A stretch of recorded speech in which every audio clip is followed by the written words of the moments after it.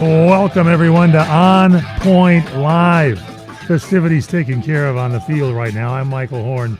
But the stars of our show, the fearless quarterback known for leading the Los Angeles Rams to Super Bowl 79 with that cannon arm, number 15, I believe. John Ramsey's about to make the announcement. Let's go down to the field.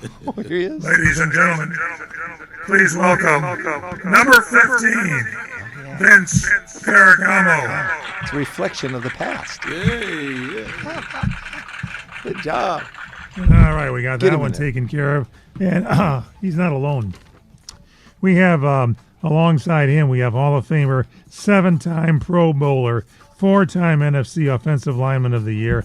I'm talking about number 78, the Energizer Bunny, back down to the field with John Ramsey. Ladies and gentlemen, please welcome number 78, Jackie Slater. Yeah. Get him in there. Get him in there and block. Keep it going. That's for you guys today. And the whole show is brought to you by our good friends at HarmonyCheese.com. How about that? Yes, sir, boy. That PA announcer is awesome today, Vince. It is good. Corey Marino is our producer. I'm Michael Horn. We got a lot of stuff to talk about today on the show. Don't forget our website, onpointlive.net. We have our YouTube channel. Subscribe to On Point Live with Vince and Jackie on Instagram, on.point.live. Our sponsor, if you didn't hear, HarmonyCheese.com. Jackie, you were going over your favorite cheeses just before the show. Yes, I made a note of them because I have Yes. eaten these cheese and enjoyed every one of them. And it's the Carefilly, that white one, Abergele, Yes. 6-pepper cheddar, their Gloucester, their Merlot cheddar. And you know the thing that goes really good with them, you don't have to shred? Get What? yourself a red, delicious apple. And if you want a tart one, get that. What are you Yeah, laughing at? we'll make an apple pie with it, Jackie, with the green apples. But you know what? The cheeses go great with the pizzas that I made this weekend for Mother's Day. I know. And They were Vince, your awesome. favorite- You The don't Merlot always, favorite- cheddar, the Parmesan. yeah, but you don't Vince, your you don't favorite always have Harmony time to make a cheese. doggone pizza. Well, Merlot cheddar, but I tried that Abergele Portobello chive as well. So Yeah. we did a 4 formaggio. See, that 4 one- cheeses in the pizza. That one got too many names. Right. Get it simple. Just keep the cheese simple, man. Email us at onpoint@crntalk.com. Oh, my goodness. Remember, the point of the show is we always stay on point, everybody. Glad you're tuning in. Check out our CRN Talk YouTube channel. You can watch the show there. And we got a lot of great things to talk about on the show today. A lot of football news, basketball news. It's On Point Live. Well, welcome back to On Point Live. I'm Michael Horn. But the stars of our show, Vince Ferragamo, Jackie Slater, and Corey Marino's our producer here. We got a lot of stuff to talk about. First off, Vince, Jackie, the NFL and the NFL Referees Association have agreed to a new 7-year collective bargaining agreement. Absolutely. Running through the 2032 season, avoiding a referee work stoppage. What do you think about this? Well, Jackie, we probably should be refereeing because of the money they're paying these guys today now. Definitely. Or coaching, do one of these two. Definitely. But, you know, they got to get the refereeing right, Michael. they And gotta, whatever they do, they really need to improve the quality of these refs on the field. Absolutely. You can't have any more of these mixed calls and these Phil Mary blunders, Right. okay? Right. And you know the other thing, Vince, is you got to realize that this is a good job to have. Even before this collective bargaining agreement, it's a beautiful job to have. But then to have the owners get directly involved in negotiations with the referee association, and then to come out with pay increases, to come out with Big ones. improvement in their retirement benefits, 3-year probationary period instead of a 4-year probationary period, and then to be honored in the postseason, not so much on your longevity in the league, but on your performance in the league. That's going to benefit all of us because we don't want to see a lot of these crazy calls going down in the postseason when it really, really matters as we move toward championship games by inept people who don't seem to know what they're doing. Well, and the evaluative process, too, Jackie, is important. And I agree with you because that is more incentive for these officials to get it right during the regular season. So when it comes to postseason, we get these referees that are well qualified that can go out there and perform. I mean, you have to perform at that level just as the players perform throwing the football and catching. You have to be better and more consistent the deeper you go into the playoffs, and I think the officials need to be the exact same way. I think some of these steps, Vince, I think are going to move our officiating in the right direction. And a large part of being in the right direction is to have the general populace, the fan base, to look at a game that's being officiated and say, hey, that was a well-officiated game. I didn't see any crazy stuff. Yeah. You want to know what's a well-officiated game? And I don't know why anyone has not thought about this, is to have celebrity refs. Now, I'm telling you, you guys played the game for many years. Super Bowl, Hall of Famer Jackie Slater. You guys should put on the ref uniform. I used to know a disc jockey, Dave Hull. He used to love to go to high school football, and he says, they got to listen to you, Mike. You go and you say, yeah, that's it, your card, get out of here. And so you guys take over along with some other past players, and people will pack the stadium to see you guys work your magic and make it a fair call. That's what I'm thinking. Vince, your thoughts? I'd have to have the referee jersey with a 15 on it, and Jackie would have to have 78 for sure. There you go. But I would be the official standing behind the quarterback, okay, Mike? Because we've seen what life is like back there for the quarterback in real time. And I think, I would just tell these defensive guys, hey, lay off. Lay off or I'm going to call a penalty on you guys. And they'll lay off. And therein lies the reason why we won't be allowed to do any officiating as former players, because we're most likely to be like what Vince just said and prove ourselves, unfair as it dealt with people that were going against our positions that we played. I know I was looking at slimy defensive linemen and thinking to myself, no, you ain't getting away with that, pal. And I would be throwing a flag at him for at least a little bit of things. So that might have something. Our emotion might enter into the whole system of play calling and officiating games, and it might be in a worse situation than it is Jackie, now. Not only the emotion, but the reality of us having the experience to tell these guys, says, I've seen it before. I know what I'm looking at. Like you're looking at the offensive line and defensive line and say, hey, I watch the holding. I know I can see that. I know what the holding looks like. I know what it looks like. I know what the holding looks like. There's no doubt about it. Thing, so I think we're more believable. Let's put it that way. You would stand behind the quarterback, Vince. Jackie Slater, I see you standing in front of the quarterback, not letting anybody get in there to touch him. And I think this could be pretty good. Let me tell you, this whole thing kind of got involved in this infamous Fail Mary incident. Producer Corey, this is when Russell Wilson threw a pass that appeared to be intercepted by the Green Bay Packers, and instead it was ruled a touchdown. Am I right? That's correct, isn't it, Corey? Yeah, that's 100% correct. Yeah, they both kind of caught each other. One caught the ball, one caught the other guy. And then one ref looked up and said touchdown. The other one said incomplete. And then they had a whole overruled it. Yeah, and they had a whole little huddle about it and still got it wrong. It was pretty crazy. Yeah, replacement refs, Mike. You get in trouble with those kind of refs, especially in a playoff game like that. Well, I'm all for having professional referees. I'm all for having a label placed on the top level officials in our game, the top level that this game is played anywhere in the world. So why not have the top officials looking at it, the keen eye, the experienced guy, and also the young and upstart who's not making the mistakes and who's fastly quickly developing into one of the dominant and most adequate officials in all the game. I'm for that as well. I just want the game called fairly and correctly. Bring back Jim Tunney, okay? That's all I say, Jim man. Tunney was the best. He was good. Jim was the best. I think you guys, the NFL has gained a larger officiating, what they call a bench system with 10 extra officials, including backups and developmental college referees. I think celebrity referees would be the answer here, because once the game starts falling apart, you bring on people that have played the game, know what's going on. There's going to be no shenanigans, let me tell you. Yeah, well, that's Mike, possible. I don't know if I agree with that, Mike, because I'm going to just be perfectly honest with you. I can't stand a raunchy defensive end coming and slapping somebody and a defensive tackle jabbing somebody in the throat. And the minute I see that, my flag is coming out. I'm sorry.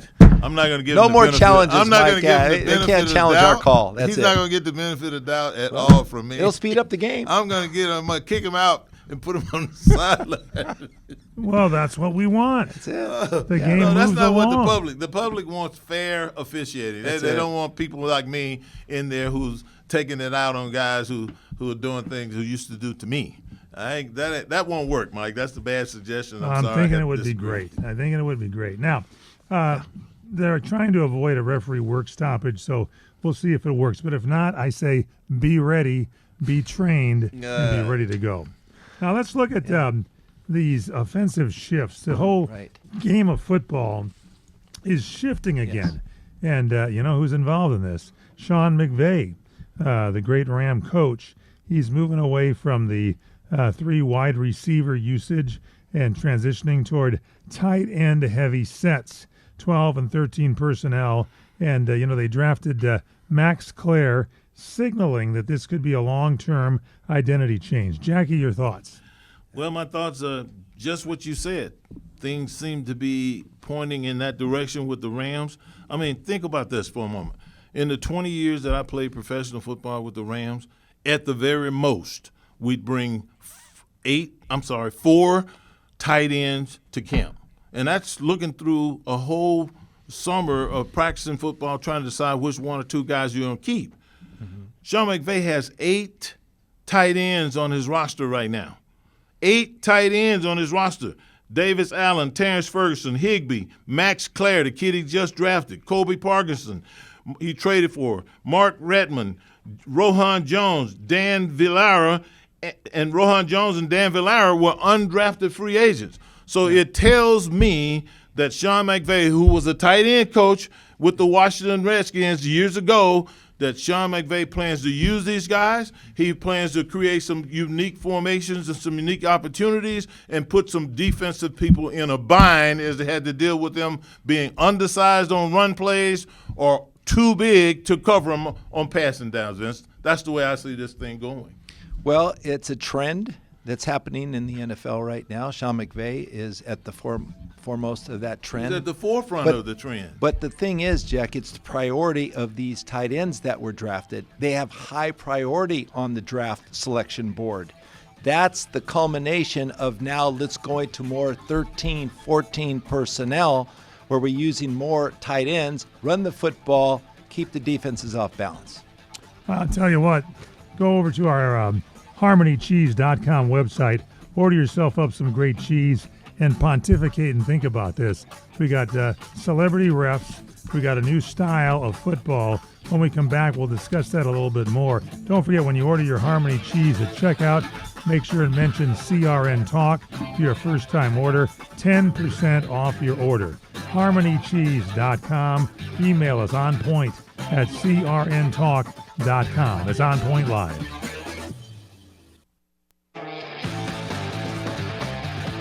Welcome back to On Point Live. You want a question answered by Vince Ferragamo, Jackie Slater, Corey Marino? Don't bother with me. Get it into us, ladies and gentlemen. OnPoint@crntalk.com. It's OnPoint@crntalk.com. Follow us on Instagram, on.point.live. Don't forget to give us a like on our YouTube channel, On Point Live with Vince and Jackie. Watch this show every week. We post a new episode up there for you so you can check and see what is going on. And that's the good stuff about it. Now, this whole new structure here with the NFL talking a shift toward 13 personnel, driven by the Rams as an organic revolution to maximize tight end depth and create defensive mismatches. So that's all well and good, but let me just add to this. A couple of brilliant brains out there, mainly the Cleveland Browns, they are a major exception under Jim Schwartz, their coordinator. They're going to use man coverage, and the run-pass option, RPO, Kansas City Chiefs, they're going to stay with that and are heavily use RPOs, while San Francisco rarely does any kind of calls. And that coach at Kansas City is pretty darn good, Vince. Well, he certainly is. He's one of the best. You have that kind of quarterback to run those RPOs, and that's what makes it effective. But you see less and less of that kind of play being called throughout the league. And a lot of it has to do with the type of defenses they're employing now, Jackie. And, Vic Fangio with Philadelphia and then now with the Chargers, they believe in their front seven.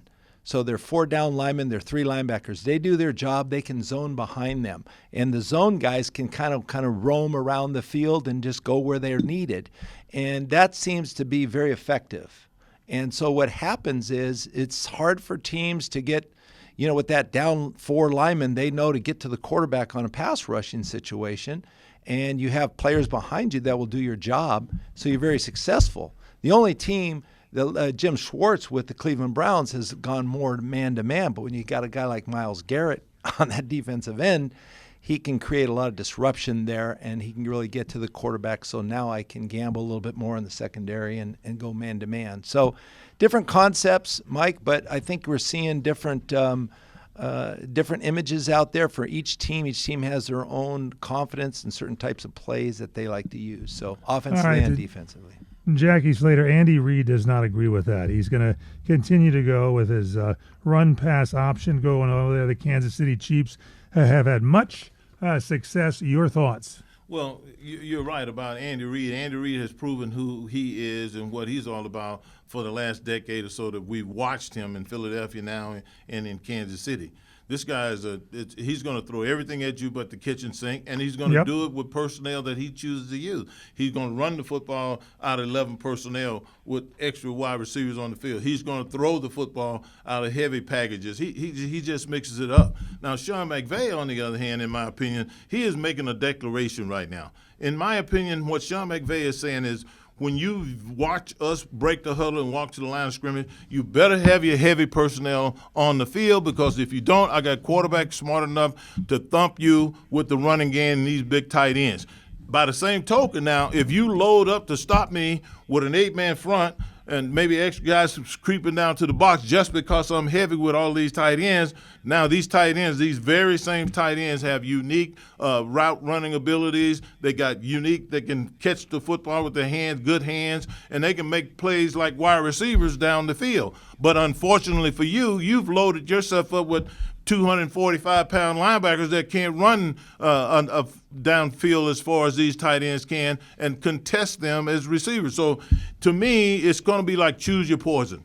And the very, very good teams, the very, very smart teams, one of the things that I think we're going to see them do against the Rams in particular now is convert some of those big backers that play on the inside into smaller guys that have the ability to be versatile enough to run, play the run, and then run and get in coverage. They got to be able to play the run, and then they have to be able to run and get in coverage. You can find that backer, Vince. Now you got a unique guy to add to defend, to your defense, to defend what the Rams will probably be doing with these 13 and 14 formation sets with all these big bodies that can run, block, and go down and catch passes. Well, let's see if How I can long do you think Go ahead, Vince. Well, I was just going to try to explain the theory behind these personnel attempts, Mike, and the way they're calling these plays.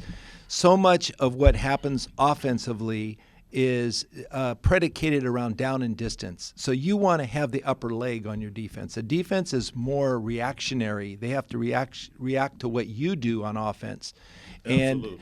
And we're not talking about Sean McVay extinguishing 3 wide receivers.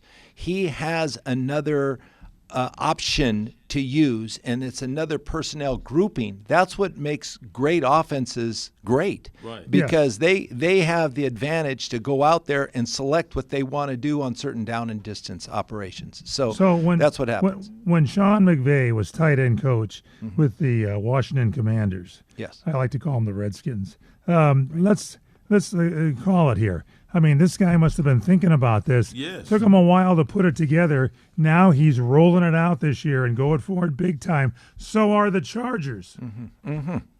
Well, okay, what's happening, Mike, is you have to understand the running game is foremost in these type of conceptual designs. You have to be able to run the football consistently to be a great offense, because that really opens up your passing game. Well, 49ers have been able to do that with tight ends and also with fullbacks. Okay, Juszczyk is awesome. So they use a lot of 21, 22 personnel, better than any other team in the NFL. Okay, what's happened now with the Chargers, why they're more consistent, is now they've got their running game in place. They used to be nothing but primarily just passing game. Now with Justin Herbert and now with Mike McDaniel, they're going to open up their offense and then be more selective now in personnel groupings because they have a lot of tight ends. They just got one from the Browns. Yeah, but they don't have as many tight ends as the Rams. No, the Rams have 8 on their roster right now. They won't go into a season with 8. But it's clear to me after watching. I mean, think about it. It is conceivable to me that the Rams could go into this season with maybe Puka Nacua and a couple of backups that play a lot of Devontae Adams too. Yeah, Devontae Adams' situation still remains to be solved. Yeah, but Devontae Adams wants to raise. Devontae Adams wants to make $30, $40 million a year like the top receivers in the game, and I don't know that that's going to happen with the Rams. No, because they're not going to use him exclusively, not like they do SGA. Absolutely, and maybe that's one of the reasons. JSN. Maybe that's one of the, in addition to him running 1-yard routes, like you said. Yeah. Maybe that's one of the reasons why they're balking at paying him. Now that I think that's what he wants as a raise, is because they know they're going to be using bigger bodies, perhaps to run the same routes that he had. Can you imagine, Vince? Is it conceivable to you that the Rams could roll out personnel groupings with one wide receiver, and that being Puka Nacua, who it could be, who really plays like a tight end, I mean, it is really. What happens in this offense with what McVay seems to be creating is that we'll see a disappearance, perhaps, of the deep ball. There won't be any 50-yard passes thrown down the field. They can, though, Jackie. But they could. They could take shots here and there by scheme, by design, by personnel groupings and all that.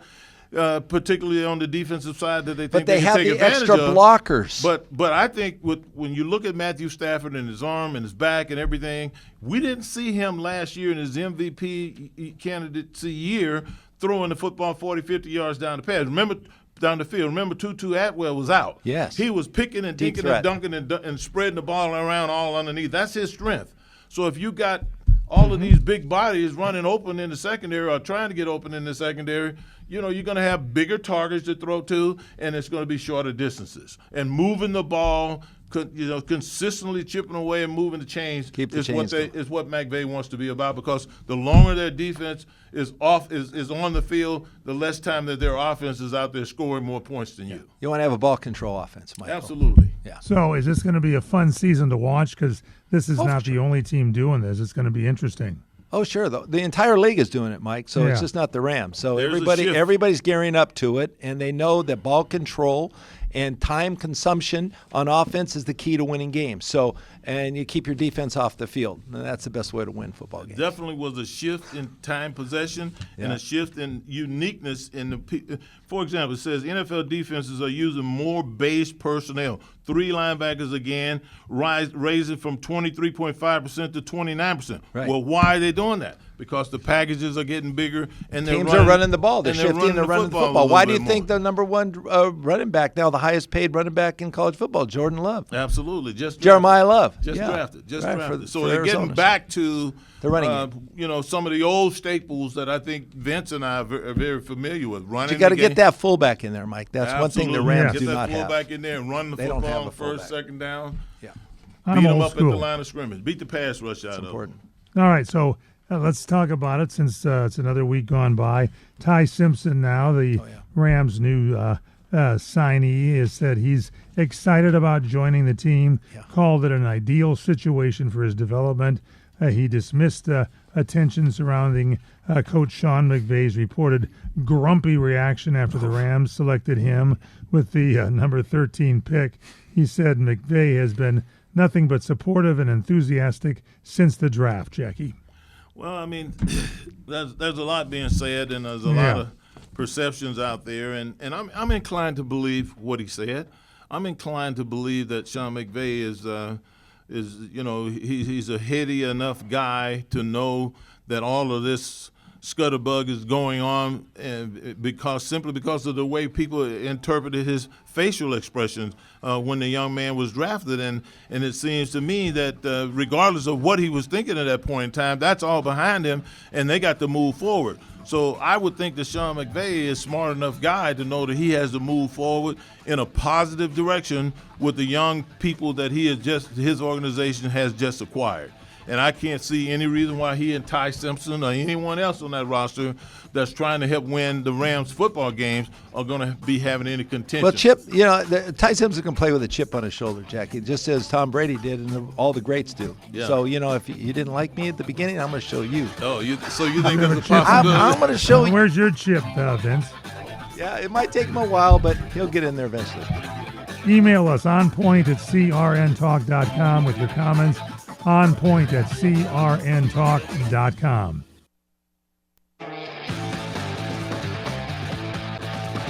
Welcome back to On Point Live with Vince Ferragamo and Jackie Slater. We take a few minutes to run some announcements for you. Want to remind you to follow us on Instagram, on.point.live. Want to have you email us onpoint@crntalk.com, onpoint@Championship Radio Network, onpoint@crntalk.com, and don't forget our sponsor, harmonycheese.com. When you check out first order, make sure you write down CRN Talk, 10% off your order. But what Vince and Jackie do, and the show is very intense, it gets very emotional. There's comments made that sometimes get a little salty here in the studio, but not with their cheese. So during the break, we always serve some incredible Harmony cheese. Vince has been trying to make pizza out of some of these great types of cheese. Vince, what's your latest creation? Well, we did a 4-cheese pizza over the weekend for Mother's Day, and of course, mozzarella is the base cheese for any kind of pizza. But then we put in the ricotta cheese, and then also we added the Merlot cheddar. And then we put that in the Harmony cheese and sparkled some Parmesan, Harmony Parmesan cheese. And then we tried a little taste of this Alberghelli, the Portobello chive. Can you believe that? Yeah. And we put a little bit of spinach on top. It was great, man. A little taste. Jackie Slater, nice. Well, you've been stealing everybody's Alberghelli cheese. I had some cheese when it this first weekend. comes in the refrigerator back in the back. I had some cheese this weekend as well. And What'd you have? You know what I did? You know how you take those squares of cheese like that? Yeah. And you just open up the end of it. I took a knife and I just carved off some pieces about an inch wide and about 3 inches long, about the size of the little block of cheese, and I just layered it over some sourdough bread. I got some sourdough. Oh, sourdough. Got some sourdough bread and sliced it. You toast it? Did you toast the bread first? No, wait a minute. I put butter on it. I put butter on the sourdough. I spread those little cheese fillets out over there, and I put them in the oven and let them bake until they got crusty and golden. And then I took them out and I put some. One piece I just sprinkled some honey on it, and I ate that. And then the other piece I put some grape preserves on top of it. You should have brought it over to the house and put it in the pizza oven. It would have been done in like 10 seconds. 10 seconds. I didn't need the pizza oven. I used the regular oven. They argue a lot. Now, the six pepper cheese is a fan favorite of Jackie Slater. Melts and cheese. And Jackie, do you have ever done a grilled cheese sandwich the easy way? A couple of great pieces of your favorite toast. Stick it in the toaster, toast it, lay out your cheese on there, put it in the microwave, heat it up, take it out. Delicious, ready to go grilled cheese sandwich. What do you say? Yeah, but doesn't the microwave soften the toast in the bread? Not if you toast it. Don't you want it crunchy? There. Yeah. See, that's the reason why I put my butter on first. And then I put my cheese, and then I put it in the oven. See? Oh, yeah. I So put they mine, get it crunchy. it get crunchy, Yeah. and the toast get crunchy, Yeah. and the cheese melts all at the same time. I like that way better, Mike. All at the same time. And then you don't have to use one oven. You don't have to use a microwave and a regular oven. Right, you just use a conventional oven. That sounds My good. cheese is always gone by the time I get in. HarmonyCheese.com is the website. They're our sponsor. Check it out. When you check out, put down CRN Talk. You get 10% off your first order. HarmonyCheese.com. All right. This whole controversy on natural grass or AstroTurf is going crazy because the debate continues. The NFL's biggest player safety debate has gotten a whole more complicated because AstroTurf supposedly, guys, has passed every required test. Your thoughts? I don't see how that's done, Michael, because there is 28% more non-contact lower body injuries as a result of playing on AstroTurf. Okay, there's 30% more knee injuries. Okay, there's 69% more foot and ankle injuries. Yeah. Plus, we've had Aaron Rodgers rip his Achilles tendon on the first play of the game the first game of the season on AstroTurf. I don't understand it. I don't understand this at all either. I don't see how they're coming up with And I can tell you from experience that the traction on AstroTurf is unbelievable. I played my very best football on AstroTurf because the footing was so good and my feet would bite and I could really, drive into guys. But I also got my knee blown out on that stuff. There's less give. Because I couldn't get my foot out of the turf when one of my teammates was rolling me up. I think that it's really interesting. J.C. Tretter is the new executive director of the NFL Players Association. He has come out, and I think one of the biggest things and the first things that he has done to show the guys, his constituents, that he is all about them is to come out and be an advocate for league-wide switching to natural grass. Now, if we're getting ready to host right here in America the FIFA and the best soccer matches and teams in the world, right? And all of for these the Olympics, all of these venues that are going to be hosting these great athletes from around the world, they have prioritized these guys' health in such a way that they have gone out and they've put natural grass in all of these venues, and that's just for 1 or 2 games. Why can't you do that in these stadiums around the country? Even the indoor stadiums now, that technology allows for you to bring in and grow and raise a grass that could be used on Sundays. I don't understand why it's such a big problem, why we're jeopardizing the health of so many young men. And these injury events, these injuries that we're looking at here, these are the type of things that hinder you from being active and, taking care of yourself as you get older, to prolong your life and your health. Mm-hmm. It got to be contributing. An inability to work out, an inability to run, walk, whatever it is you do for exercise, it's got to contribute to your mortality age once you get older and can't do these things. I mean, it's ridiculous, and there's a lot of money being making. Everybody's making money, and I think the powers that be who can actually do something about it need to step up and make sure that player safety is a number one priority. And J.C. Tretter, you got my vote. Anything you need me to do, don't hesitate to call, because I agree with you 100%. Mike, if soccer can do it, why can't the NFL do it? I don't know, but the AstroTurf has passed safety tests. All 3 systems met with the NFLPA standards. They passed key benchmarks in Beast, which is traction, in Strike, which was impact firmness, and infill depth, which is cushioning. And the testing was conducted by a very famous group that none of us have heard of, BioCore.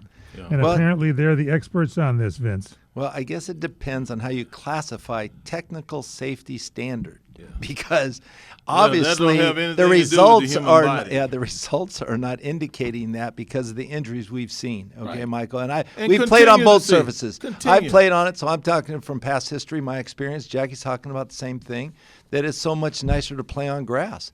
I mean, soccer will only play on grass. That's all they can play, the only surface they can play on. Football is pretty much the same way. And there's a little bit more cutting. There's more contact. There's more different angle of movement for your joints.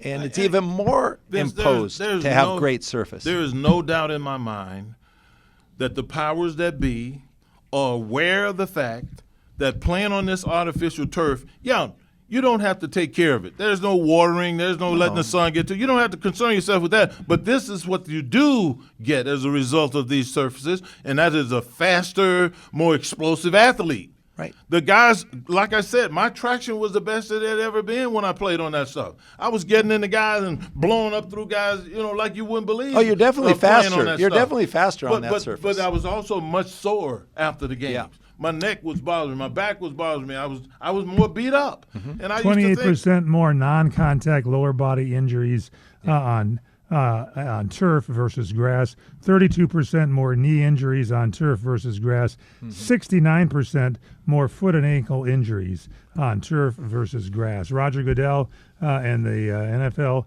they're putting it through, so we'll see. Maybe they should just leave the grass in after we get through with soccer. And Roger Goodell, by the way, is talking about streaming versus traditional TV. Are we losing free TV games that we're not going to be able to see our favorite teams, Vince? Most of the teams are viewed on the free apps and the free, not apps, but free TV. Okay, but Mike, streaming is becoming more popular now. 88% of the games. So everybody's watching it. But when you want to TV. watch a really important game, when they start to stream it, and you don't have Amazon Prime Video or you don't have YouTube TV, that makes it really difficult to see the game. And so it really. It kind of like pushes the fan in a corner. It pushes the fan to go, especially the NFL fan that don't want to miss their favorite teams, their favorite games, their favorite time of year to watch a game. What it pushes them to do is to go out and subscribe to all of these carriers that are on the side from the major TV broadcast and purchase them. That's what's driving the price. Yeah. That's what's driving the prices up on everything. They want you to pay for more TV. Absolutely. All right. Let's look at the NBA. San Antonio Spurs center Victor Wembanyama apparently was ejected for the first time in his career when he elbowed the heck out of Naz Reid in the neck during Game 4 against the Minnesota Timberwolves, Vince. I don't believe that was created by Wembanyama like he wanted to do it because he wanted to be, the premier guy. He was trying to say, back off of me. Yeah, but and the whistle was over. The play was over. You can't say back off by rolling your elbow, the point of your elbow into the side of a man's face. Well, okay. Or neck. Mitch Johnson, okay, look what he said. He said the opposing teams have been overly physical with him and officials have failed to protect him. Okay, that's number one thing. That's happened over and over again. First 4 games well, of the season. It's happened consistently, but I agree with what the coach is saying in that, he's criticizing the officials and he's calling them a lack protecting. Wembanyama is disgusting. I mean, it's like, come on. Vince, I hear what you're saying, and I can see that being a possibility because I know for a fact veterans will do everything they can to get in a rookie's head, a young guy's head, to keep him off of his game. But the reality of it all is the vicious attempt that this young man made at turning around with his elbow in an area where, there's no doubt in my mind that his body told him, he didn't have to see Nas standing there, his body told him where this guy was. And when he snatched his elbow around Vince, just think, if it had been 3 inches higher, he would have caught him right across his nose or even shattered his jawbone. And then what are you going to say about that? This young man cannot do that. He needs to learn his lesson right now. But the only problem I have is his coach coming out here in the playoffs when he knows that his team is about to lose a playoff game. Why wasn't he, if it's been going on all year, why didn't he address it in the first month of the season? I'm sure he did. No, not like this. You watch what happens in the next 2 games. This is the first time I heard anything about him addressing They're going to come out. They're going to come out the next 2 games. San Antonio is really going to show up. But I've never heard of a guy getting his jaw busted from an elbow in basketball. If I would have hit a guy when I hit him with my fist, that might bust his jaw. But he didn't turn around and hit him with his fist. Elbow's pretty good. Elbow just say, move off me. Yeah. That's all he's saying. Give me space. You're climbing all over my back, and they're not calling it. I would do the same. Wouldn't you do the same thing? Would you not do the same thing if someone's whacking you like that? Oh, yeah. Well, I'm going to get him off of it now. Okay. All right. And I'll realize that I'm going to get him off me, there's too. There's a possibility that as I get him off there, I might be ejected from the game. Just like the one game I did get ejected from. But the reality of it all is, if that is happening and you know it's a problem, you speak to him the first time. I didn't see any conversation going on. I didn't see any scuttlebutt going on. This was the first time he got the rebound, the first time he was in that situation, and he violently hammered his elbow toward this guy's face. And that's a violation. You can't do that. It didn't look ominous to All me. right, let's take a quick break. When we come back, we'll wrap things up on OnPoint Live. OnPointLive.net is our website. Don't forget to email us at onpoint@crntalk.com. onpoint@crntalk.com. We'll be back. Welcome back to OnPoint Live. I'm Michael Horn, along with Corey Marino and Jackie Slater and Vince Ferragamo. Talk a little basketball here. Oklahoma City Thunder swept the Lakers. Jackie, your thoughts? It was very difficult to watch. It was a difficult game to watch because, they played their very best basketball in this particular series. I thought they played them very well through the half, into the third quarter. They were doing really well. And then just, they missed the scoring. Their defensive efforts were not up to par to finish out a game of that magnitude. And it was just one of those games where you wish that they had Luka out there so that they could be taxed more as defenders and they wouldn't just be able to run up and down the floor and shoot the basketball at will. The other thing is their bench is deep. I don't know that anybody can stop them. They got players coming off the bench scoring 20 points a game. So Vince, it's your just thoughts, it's an impressive team right well, now. I was so glad to see the fans in the dome support the Lakers like they did. They were just getting so loud. It was just getting so great. I mean, that's the Lakers, all right? That's the but Lakers. SGA and this Thunder team are so stacked. And how about this A.J. Mitchell? A.J. Mitchell is playing lights out. I've never seen a guy like this coming off the bench. All right, he's taking over for Jalen Williams, and he's playing super. I mean, they're all playing so good. Alex Caruso's coming in. They're the best defensive team in the NBA. They all play such great defense. I mean, you have the Twin Towers down low, Dork. They all step up. They all step up, and nobody's better than SGA, scoring 35 points in that game to close it out. Anywhere a yard outside of the paint to end the paint, this guy, he's the guy you want shooting the basketball. Jackie, they're so good. They beat the Lakers 4 in a row, and the 3 games that they beat in the beginning were more than 15 points. First time in the history of the Lakers that ever lost playoff games 3 times in a row by more than 15 points. It's hard to be in That's LA. How good this team is. It's hard to be living in LA but right they're now. fun to watch. That's the thing. They're It's fun hard to to be a watch. Laker I love fan. watching these guys. It's hard Grab being a some Laker fan cheese. right now. Well, There's no doubt about it. You got to love basketball, man. HarmonyCheese.com will order up your cheese, 10% off your first order if you mention CRN Talk. Email us onpoint@crntalk.com. Don't forget our YouTube channel, On Point with Vince and Jackie, and get to our website, onpointlive.net, onpointlive.net. Ladies and gentlemen, what do we always say on this show, Vince, Jackie? What do we say, Jackie? Stay on point.